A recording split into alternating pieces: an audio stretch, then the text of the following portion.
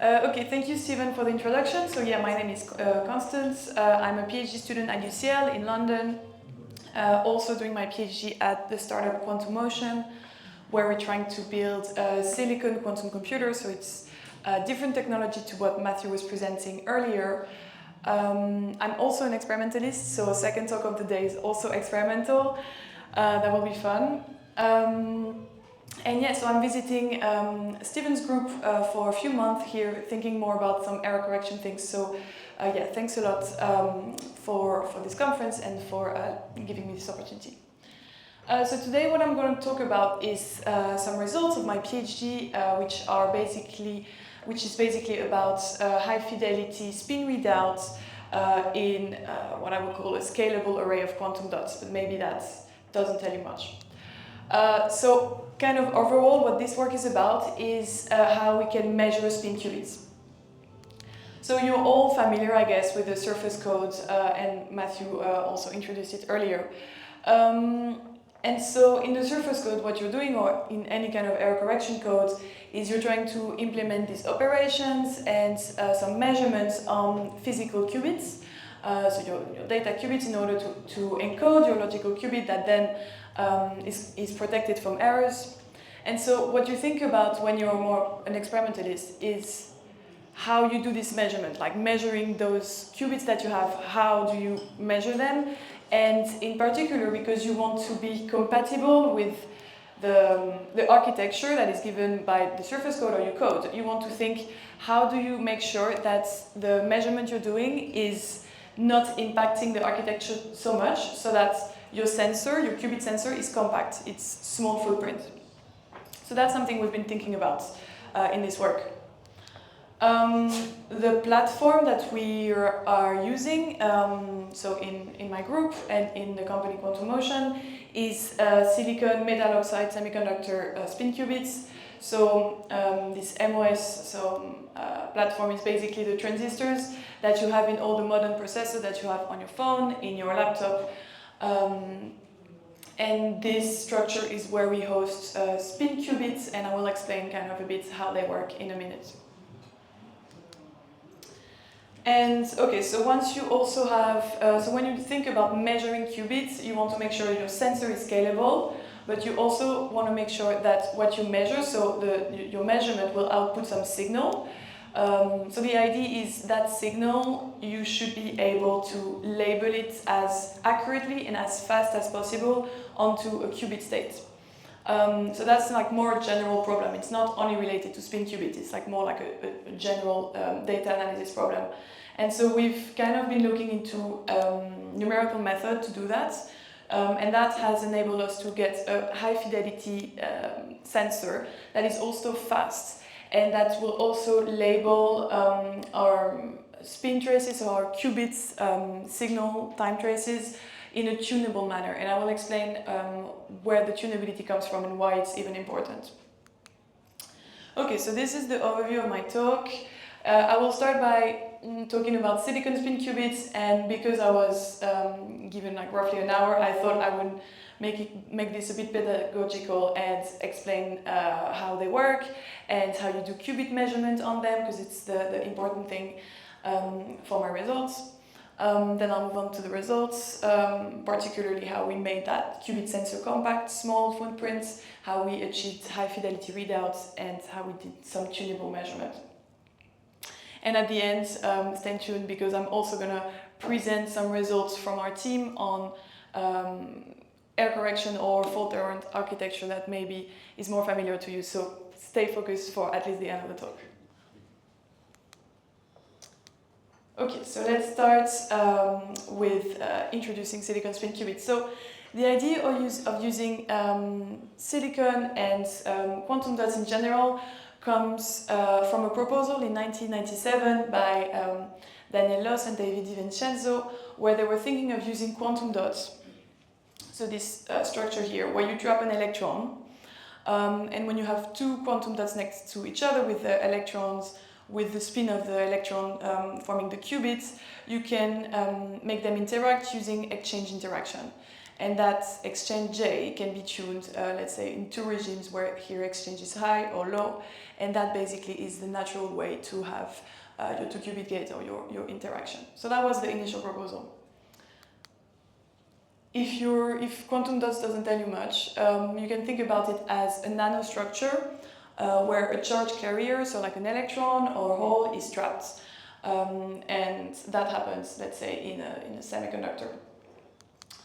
The way we usually think about it is seeing the trap as a potential well that I'm drawing here in energy. So that's the well where the particle, the charge carrier, would be trapped. And the idea is that charge carrier will come from some reservoir of, let's say, electrons that we draw here with the Fermi level of those reservoirs that are usually called a source and a drain. Let's say we come from transistor technology, so that's where those terminology come from. And the idea is that this charge can tunnel from the reservoir into the dots through those barriers. So it's like some quantum tunneling effect that then allows you to trap this charge in the dot, in the quantum dot. So which physical platform can you use to have that kind of structure? So an example is the MOS structure, so the metal oxide semiconductor that I was introducing before. So that it's basically a layer of metal, a layer of oxide, so some insulator, and then the semiconductor, which for us is silicon. And what happens is both these kind of like these three structures together, as well as applying some voltage, applying some electric field, some voltage on the metallic gates. The combination of that makes the appropriate potential well in the silicon lattice or in the semiconductor, so that you can trap electrons. So that's how you form a quantum dot in a transistor, basically. So quantum dots that are gate-defined, so using gate electrodes like that, were demonstrated experimentally so kind of 10 years after that proposal, that initial proposal, by a group in Sydney at UNSW. And so that was very promising to then use quantum computation for this application. So here we have, it's usually how we look at these devices, so that's like an image of the electrodes that are on top of the silicon here, and these electrodes, that's under these ones that you will trap the charges, so that's what would form the dots.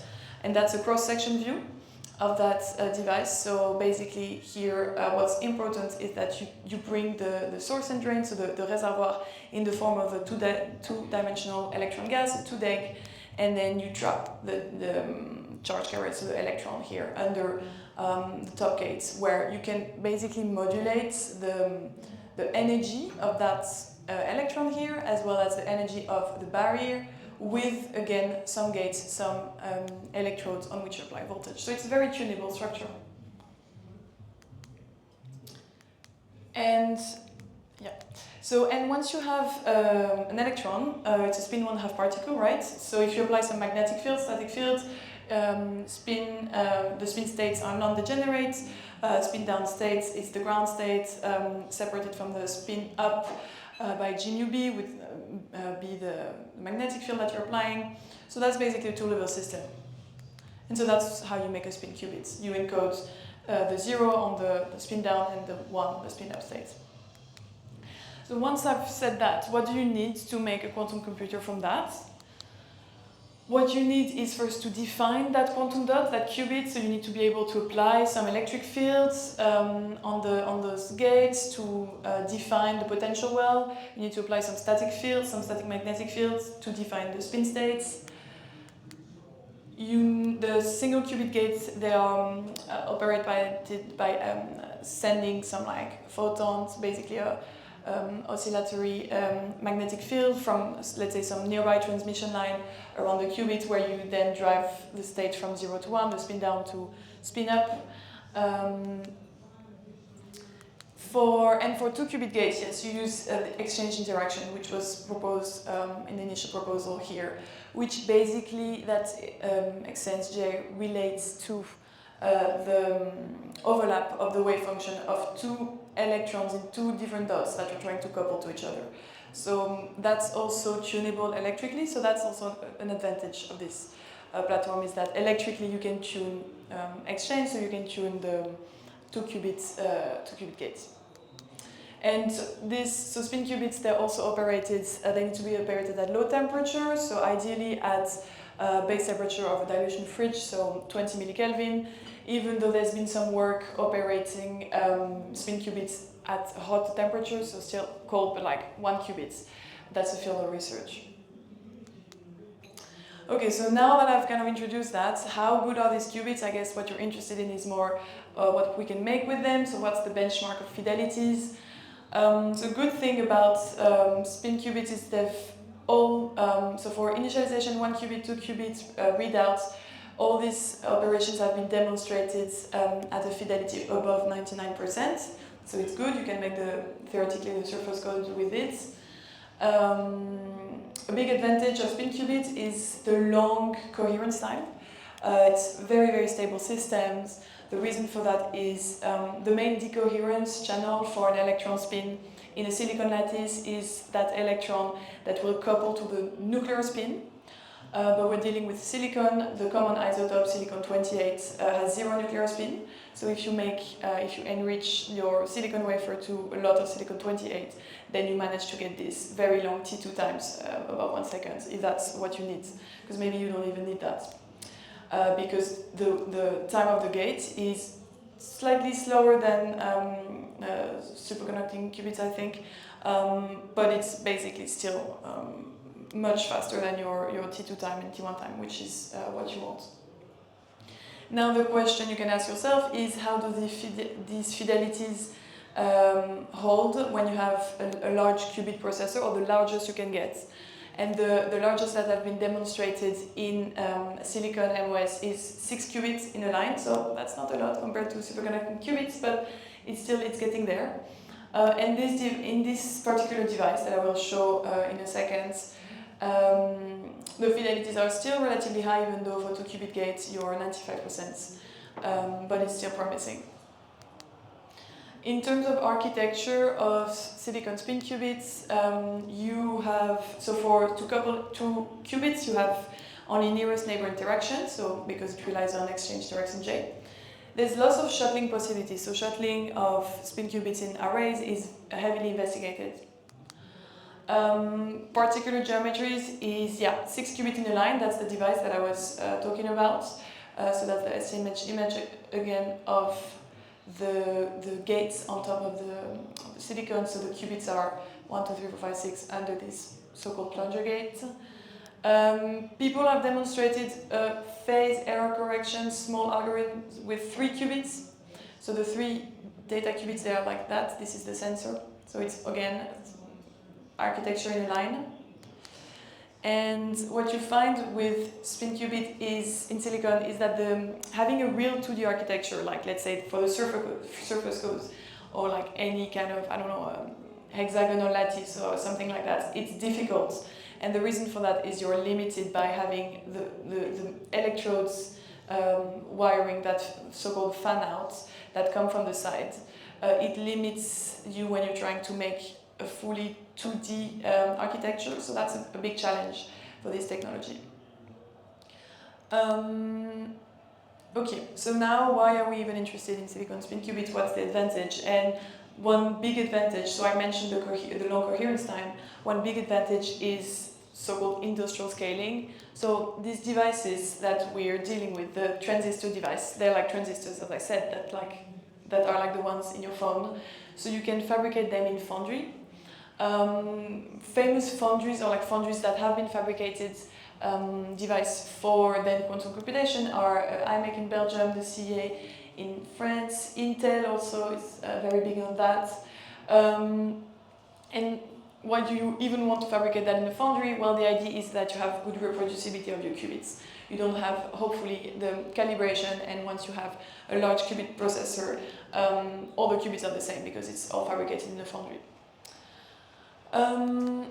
And also, a big advantage is that because this is silicon, You can, and this is transistors, you can integrate very well the QPU, your quantum processor, next to some classical electronics. So if you want to do fast decoding, like live decoding, that is very natural to have the QPU integrated with your CPU or any of your classical electronic units. So that's a big advantage. Now the challenge is when you make an industrial device, how do you make sure that the quality of your qubits is as good as in a device that you fabricated maybe in a clean room in an academic group. So conserving the high fidelity is still a challenge. Okay, so that was an overview of the silicon spin qubits, and now I'm going to talk about even more physics to introduce you to how we do qubit measurement in this platform. And to start with, I will just talk about a feature, an important feature of quantum dots. So this is going to be the very physicsy bit, so hold with me. So I showed you at the beginning this, how we show the quantum well where we have a charge that is trapped, an electron in this case. So what happens to the energy levels of that charge in the quantum dots is that they are actually quantized. And there are two reasons for that. The first reason is purely classical. So the fact is when you're trying to add an electron to an island where there's already charges, there's a cost from Coulomb repulsion, right? That electron doesn't want to go on that island because of the electrons that are already there. And so because the charge of an electron is quantized, you have to have this quantized energy cost of adding an electron onto that dot. So there is this energy ladder of the electron on that dot. So that's the first reason, it's purely classical. The second reason is also that you can imagine that now you have a potential well, and that when the potential is small enough, you're in the particle in a box model that you've all seen in quantum mechanics. So then you get your quantum excited states. Oh, this stopped working? Yeah, I think.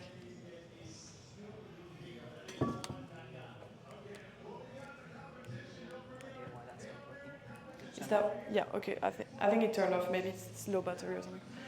Okay, so that just is the reason why we have this. Okay, I think this is there another one? Okay, is it working? Yeah. Okay, now what do we do with that? So why are we interested even in the quantization of this electron energy states? So the thing is, I said at the beginning that you want to have the electron tunneling into the dots. This can happen only if your electron in, let's say, your reservoir here has an energy that is aligned to the Fermi level of your source and drain. So if that's not the case, the electron will not tunnel onto the dots, and so you would measure no current between the source and the drain, no conductance, because that's the physical thing you can measure. However, if now you change the energy levels of these dots, and you can do that by applying a voltage on a gate that's on top of this, that's controlling this potential well, so the gate will be capacitively coupled to the dots, and so you bring up the ladder maybe in energy, and that means you measure some current. So what that means is if I measure current between a source and a drain, because that's a relatively easy thing to measure as a function of this plunger gate, I will see these spikes of current at certain gate voltages that corresponds to conductance resonances. And on the other hand, most of the time, I will see what's called Coulomb blockade, which is when you have no conductance because that electron is kind of trapped in the well and it doesn't want to move out. So Coulomb blockade is basically an important feature of a quantum dot which probes the charge occupancy of that dot. And what's very interesting and I think pretty amazing is that the resonances, this conductance resonance, they're very sensitive to the dot electrostatic environment.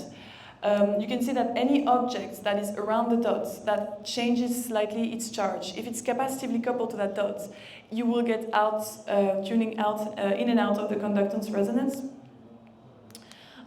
So that's what people have used, let's say, the kind of first proposal, 1993, where you measure this one dot with another quantum dot, such that any changes of of electrons being added onto one dot will change the conductance presence of the other dots, and so you can kind of refine the potential energy of the dot you're measuring. And what's interesting is you can resolve that in time, so you can see charges being added onto an electron in time, which is pretty amazing with these structures. So overall, the quantum dots, if you think about it, it's just a very good electrometer. It's just a very good way to probe charges in the system. So for silicon spin qubits, the measurement is done via an external charge sensor. So here, a form of a quantum dot. So that's, in this case, in these two architectures, it's on this side here, and on this architecture, it's this one here. Now I said we're dealing with spin qubits. So because we're dealing with spin qubits, how do you go from a spin state to a charge state? Because I said the electrons, the quantum dots, they're electrometers, but what we want to measure is the spin state of the electron. So what we use is a spin-dependent tunneling process. And in this work here, we've used Pauli spin blockade, which is basically when you're dealing with two electrons trapped in two different wells. So if I have two electrons, I can form four possible spin states, the singlet and triplet states. I'm not putting the normalization here in the rest of my talk, but yeah, I'm not a theorist, so please don't mind it. Okay, so now what happens if I start in the so-called singlet state? So I have a spin down, spin up for the electron in each of the well, and I'm writing the charge occupancy as 1,1. It means I have one electron in each dot.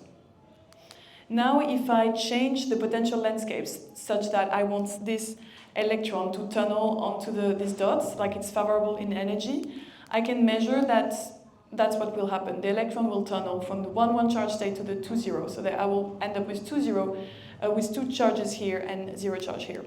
So from the sensor, from the perspective of my electrometer, I would measure the 2,0 charge states in time. I would see this time trace. Now, if I start with a triplet state, okay, I start with a down-down spin state. So one charge again in each dot, both spin down. And I'm trying to force this electron to tunnel here. What you can see is that because it's the spin down state is already occupied in that well, you can kind of see that as Pauli exclusion principle, telling you that this electron, it cannot tunnel, it needs more energy to tunnel onto this dot because the energy state is actually higher here. So we say that you can't tunnel to the 2,0 charge state. So what you would actually measure from the perspective of the sensor is the 1,1 state. So you're blockaded. That's what it's called, Pauli spin blockade. You're blockaded in that 1,1 charge state if you're a triplet. So what it means is I've now changed a spin state, so singlets, onto a charge state. So singlet is a 2,0 and a triplet is a 1,1. So I've really done this mapping of spin to charge. Now for triplet states, actually the 2,0, the 1,1 T minus, when I'm in this regime, it's not the ground state either. So after some time, I would see the T minus relax, so its spin will relax after some time. And so I would see the tunneling event. So I would see in time, the trace will look like that. And this event will happen on average during a time T1, which is the spin relaxation time. And that's a very important parameter here. Okay, so now if I think about what my measurement is actually doing, so if I have two qubits, right?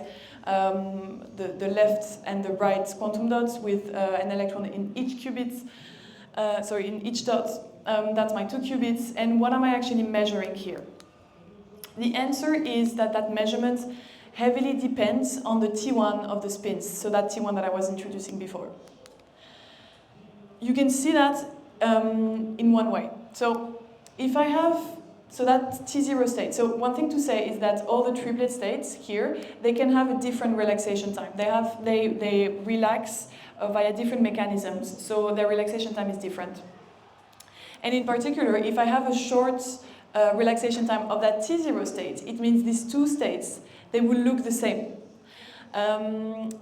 So the T0 will have relaxed very fast to the 2,0. So these two states will look the same. So what it means is that any combination, so any state in this subspace, it will be like I can call it a -1 output of the measurement, whereas any state that is made from up or down spin would be a +1 state.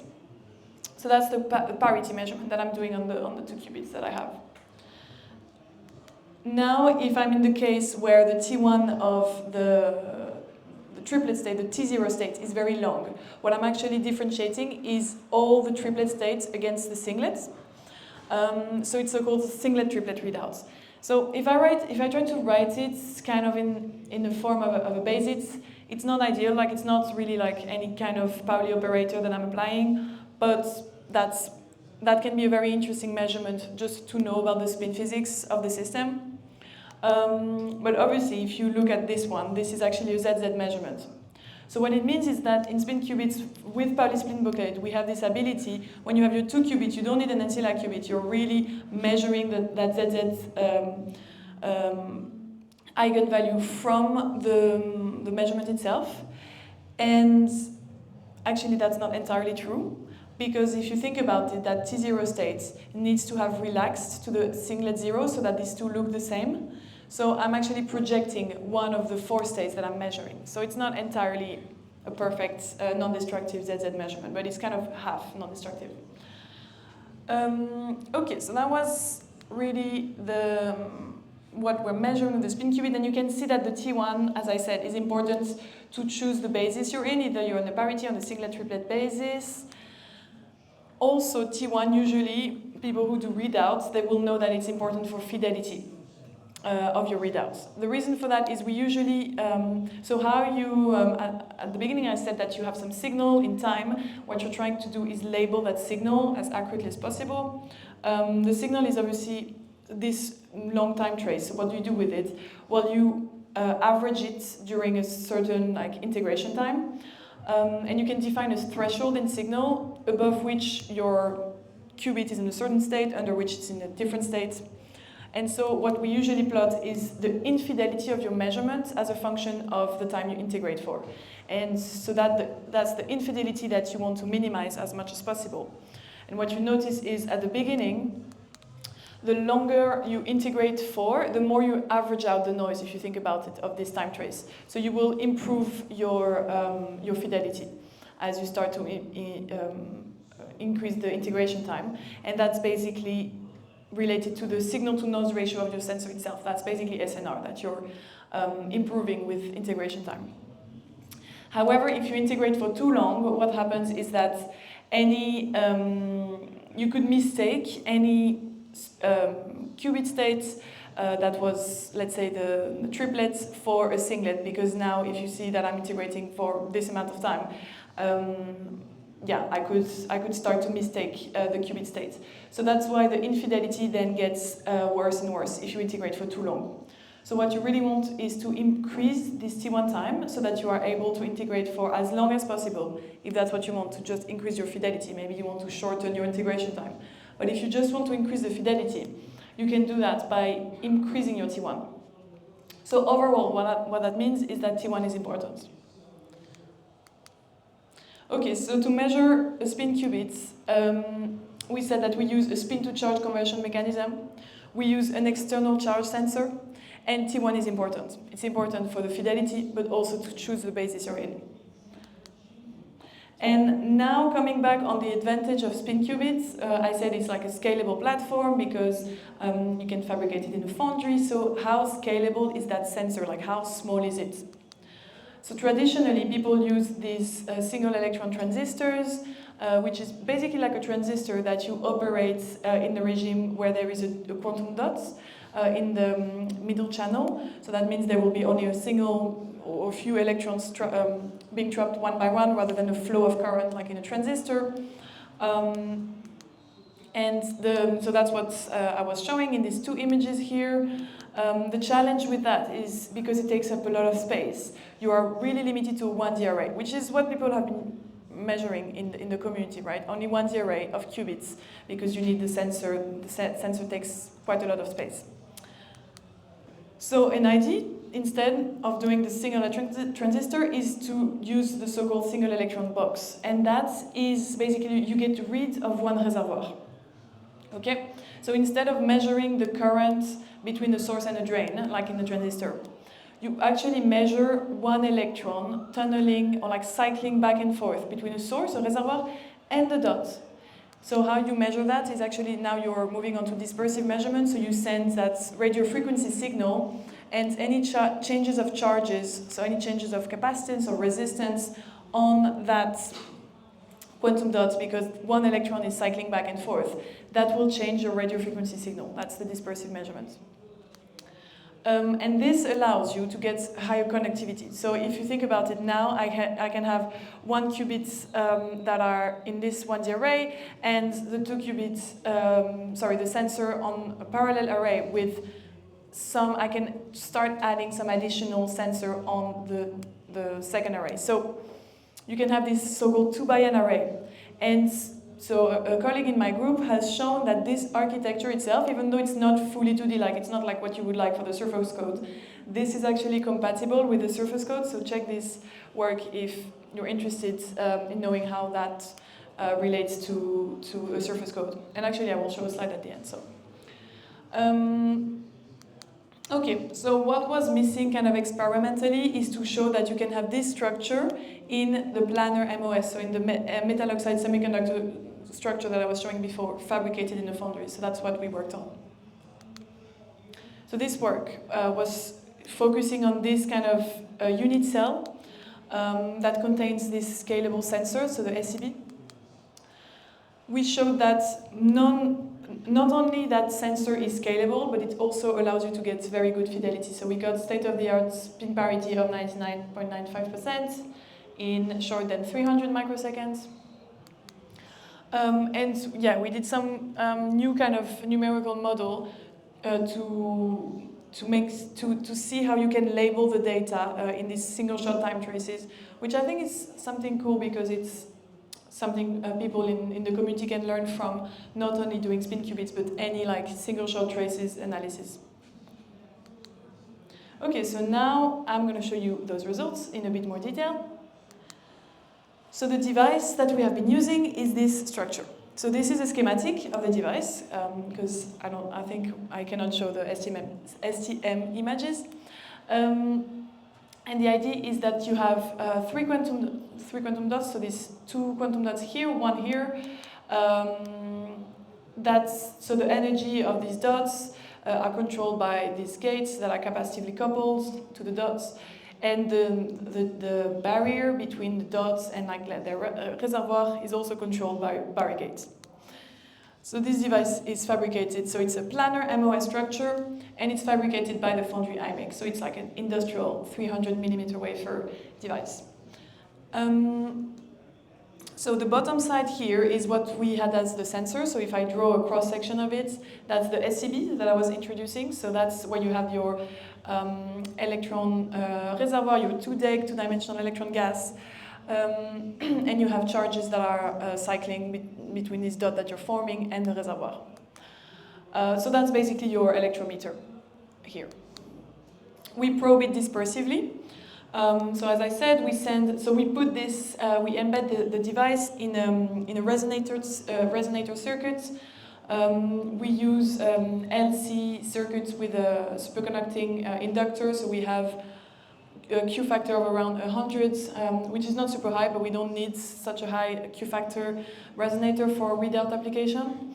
So here we see the response in frequency of our resonator, in phase and magnitude, with the resonance. And what is important is that as you bring the 2-dimensional electron gas under these gates, the resonant frequency and even just the signal changes. So the resonant frequency changes and the reflected signal changes. So that's really the readout mechanism that we use here.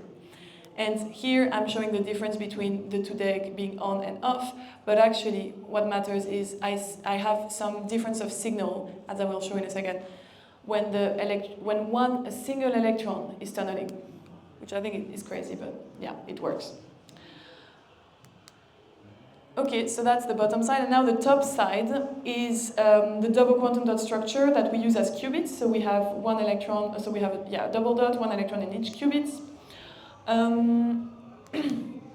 And that's what you would use for your ZZ measurement or any of your qubit measurement. So that's our kind of scalable unit cell, right? You have 2 qubits, and then you have, you have 2 qubits where you do the ZZ measurement, and you have your electrometer. Now, you remember I talked about this Coulomb locate feature, so these peaks of conductance, resonance. We measure them dispersively, so with that tank circuit, with the radio frequency signal, we measure when one electron is cycling back and forth here, and we see that's a peak. Okay, and if you're not convinced why you can do that with only one reservoir, like if you think that's the case, come and ask me after, because it really works. Okay, so you have a certain Coulomb peak when the qubits are in this 1-1 charge configuration, when there's one electron under each of the plunger gates.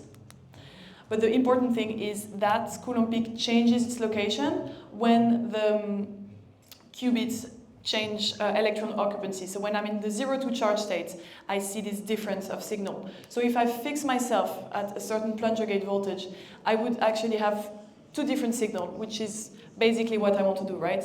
For Pauli's spin blockade that I was explaining, I want to discriminate between the 1-1 and the 0-2 charge states, which is basically what I'm doing here. I have good enough SNR to do that. So that's our sensor. Now we did spin readouts. So we were able to measure in a single shot with the SCB the spin parity or like the spin states actually. So any of the spin states of our qubits. So we initialized a mixture of S0, T0, and T minus. We did not initialize any T plus in this work because we couldn't. And we initialized kind of randomly S0, T0, T minus. We didn't have much control of what we could initialize, so that made measuring the fidelity a bit difficult, because when you measure fidelity, you want to be able to label certain states and compare to what was the real state behind it. So we had to simulate the data, and that's we did with a hidden Markov model, which is kind of the new numerical simulation that I was talking about at the beginning. And our model was actually super good. It's managed to simulate all our data, all the singlet T minus T0 states very well. So that's what I'm showing here when I'm plotting an histogram of 10,000 of these single shot traces averaged for a certain time. And basically, if I simulate the underlying distribution and I compare, so the sum of this distribution would be the black line here, and I compare to the experimental data, it's matching very well. And so with that, so when I simulate the data like that, and when I label the data by defining a certain threshold in signal and saying if I'm under, I'm a certain parity, above, I'm a certain parity, I get a fidelity of 99.95%, which is state of the art, as I was saying before. And okay, so how we enable this so one way to enable this was to really improve the SNR, so the quality of our readouts on the device itself. So it was not only about the resonator circuit, the quality factor, it was really from the device itself that we enabled the signal-to-noise ratio. And the way we did that is, if you remember, what's our signal? So our signal is an electron cycling from a reservoir to a quantum dot. So that's going to have a certain height, which I write here. What we notice is if we change the Barry gates here, so if we change that tunnel coupling, the height of this peak changes. Okay. So at first I have an increase in the height of the peak. And then that increase actually, so we were able to another my colleague Lorenzo, he modeled why you should see this effect when you're probing the capacitance dispersively, when you're sending the RF signal, why you should see this increase and then decrease of the capacitance, which is basically what we're measuring in RF. And the idea is, first, when you increase the tunnel coupling, or like the tunneling rates, more likely, when you increase the tunneling rate of that electron, you average, and you read it with RF. At the beginning, you just average more of the RF cycles, so you increase your SNR. But then at some point, you start to have some lifetime broadening of your electron.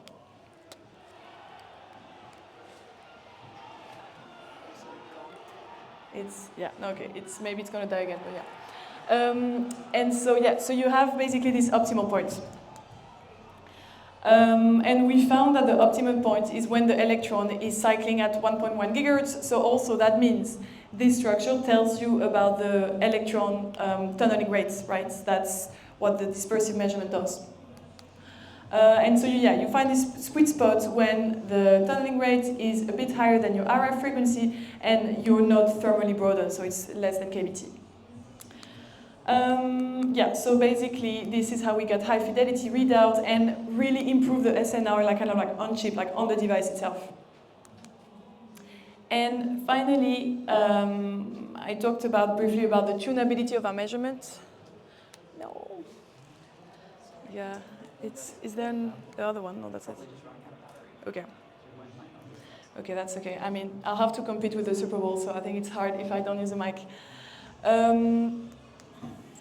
Okay, so the tunability of the measurements, what we did is, if you recall this thing that I was showing at the beginning where we said that this measurement actually depends on the T1s of the spins, what we noticed is that T1 is tunable experimentally. So we were able to be in and out of these regimes experimentally.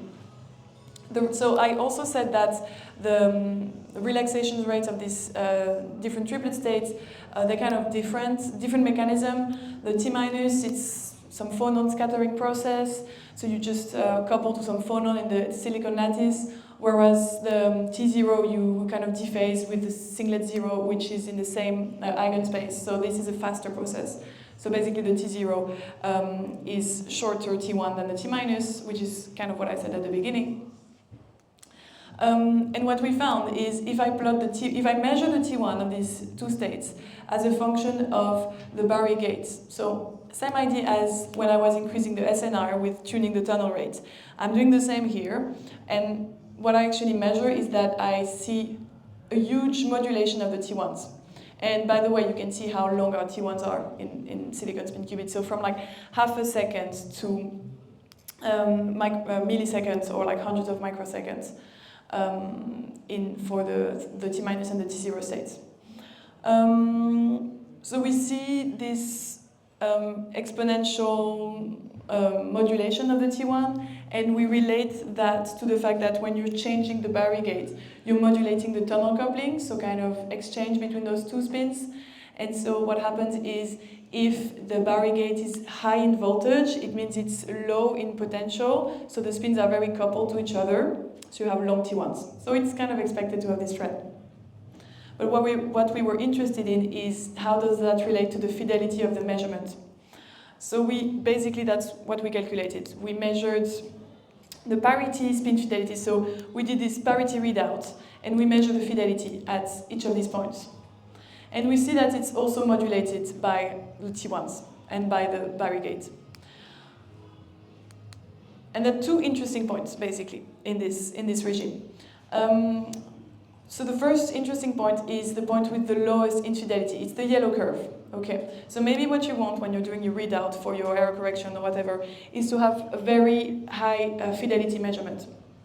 If that's the case, well, you can be in this regime here, where physically what you want for this parity readout is both a short T1 of the T0 state, but you remember how I also said that we want long T1 of this T minus state so that you can average for longer and you can like make sure you're not mistaking the spin state. So what you want is the highest ratio of T1 of T minus to the T1 of the T0 state, which is this point here. Okay, so that's why this yellow curve has the best fidelity.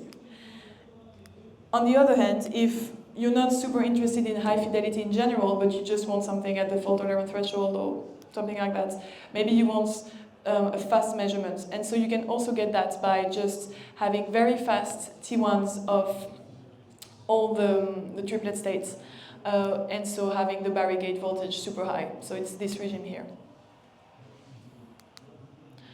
So yeah, so that means that you can really optimize the fidelity depending on what you're looking for.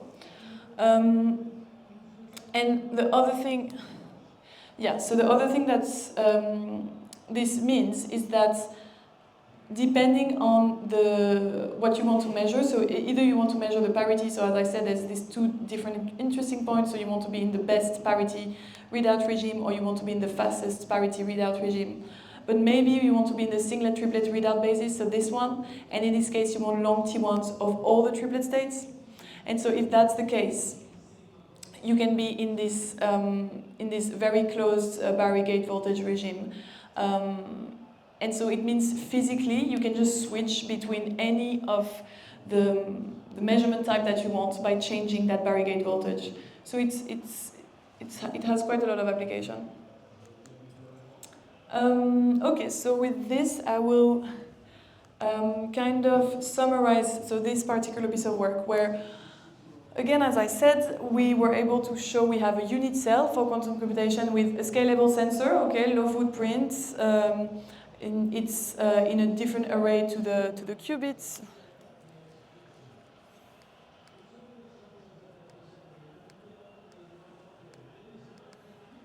I think it's dead. Ah, no. Okay, so you have this unit cell, sorry. With this device that is fabricated industrially, it's planar MOS, so it's scalable. Can you hear me if I speak like that? Yes? Okay, I mean, it's just the end, so it should be fine. So we managed to demonstrate we have high readout fidelity, so 3.9 and a 5 in integration time short than 300 microsecond. Oh, thank you. Yeah, that's better. I won't lose my voice. And so that was thanks to tuning the SNR kind of at the experimental level. And finally, we also show that you can tune T1 experimentally. That allows you to optimize the fidelity and to tune the measurement basis, which was really cool.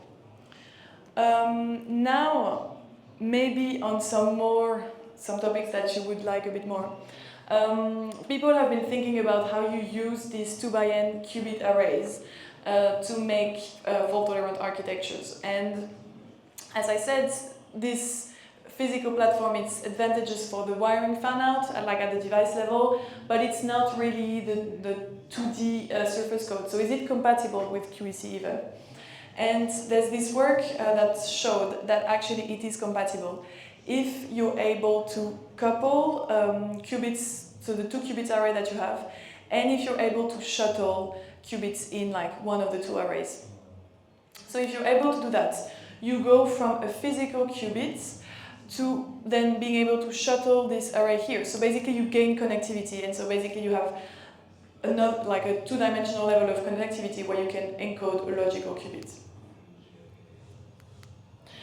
Another kind of fault-tolerant architecture that uses the qubit shuttling is thinking about what you do when you go even bigger than those 2x(n) array. Like obviously you're not gonna like continue forever a 2x(n) array. Like how do you do at some point? It just gets very long, right?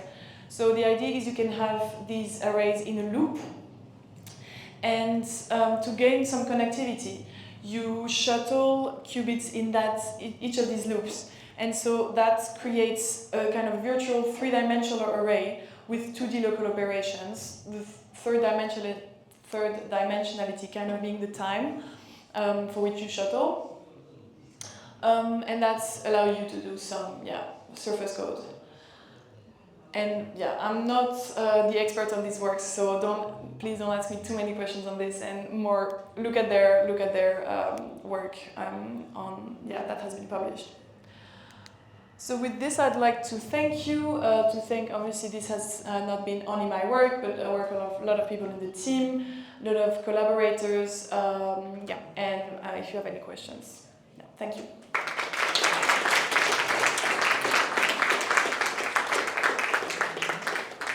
Thanks very much, Constance. And questions, Andrew? Thanks very much, Constance. So I was just wondering about the timing of the measurements. So you're getting this very high fidelity in sort of 300 microseconds. Yep. I was wondering, how does that compare to other operations that you want to perform, and what are the prospects for reducing that measurement time? So that's a good question. So 300 microsecond is still relatively long compared to, so yeah, 300 microseconds is still relatively long to the qubit operation. That would be around maybe 1 microsecond or shorter than that. So obviously while you do that measurement, you could have the qubits that are idling, that are dephasing, and it's really, that would be a problem. And actually for spin qubits, that's the main source of errors when people try to do this larger qubit processor.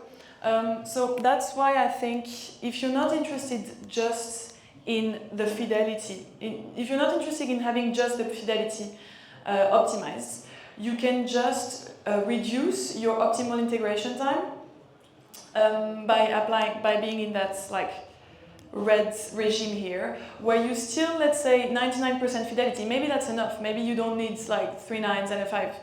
And that you can get in tens of microseconds, which is already much better and maybe more comparable to the T2 times that you have. And what you want effectively is to get the best slope here, which you can imagine then will reduce your optimal integration time. So that's effectively increasing your SNR even more. So that's why we spend some time increasing the SNR at the device level. Yeah.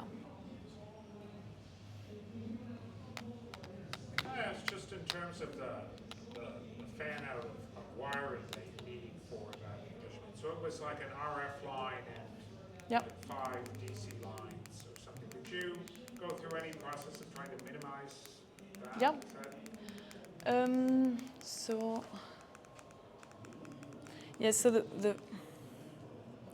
So the fan out itself, it's the way to minimize it is a bit difficult because you basically in this process in the like traditional industrial process, you just have those gates that come from the side. Like that's how you make with optical lithography. That's how you make the gates. Now, actually, Intel has been working on this quite a lot of changing the fabrication process. And sorry, this is on. Yeah, okay. So they've managed. If you look at this slide, they've managed to. They're looking into getting more two-dimensional array here, where they grow the gates from the top with like this multi end-of-line process. So that's definitely a prospect. But obviously, that's their fabrication process. So it's not obvious that's going to work well to make your spin qubits, but that's an idea. And which one was that? So inside. Okay. And so here you have, in this slide we have, I think you were referring to this, I guess, or, so yeah, you have I was thinking more in your proposed measurement. I mean, okay. The diagram you have. Yeah. Okay. So so basically. So yeah, I think it's more the gates fan out. Like if you can have the electrodes coming from the top, then it's really good. You can literally make a two-dimensional array. But that's really a kind of fabrication challenge, industrial challenge. And yeah, some elements like ESR line, this is used for single qubit control. They take some space, but there's a bunch of proposals to maybe you put your processor in a cavity to drive the qubit instead of using an ESR line, to have this AC field that drives the spins. So I think for that there's prospects. It's more, you're very limited to get fully 2D, and that's why I think people are working on like this 2x(n) and looping. And like basically shuttling, lots of shuttling involved to scale up rather than like the fabrication. Thank you for the talk. So this is an architecture I know very little about, so this is very helpful. And like, is there something similar to like leakage in superconducting qubits, like which would allow us theorists to like model this as a Pauli error model? Like, is there like some error mechanism where it's like, well, this is not how to be careful? I'm not so sure about leakage because the way I see it is leakage is just when you leak out of your two-level system to any other state, right? So I think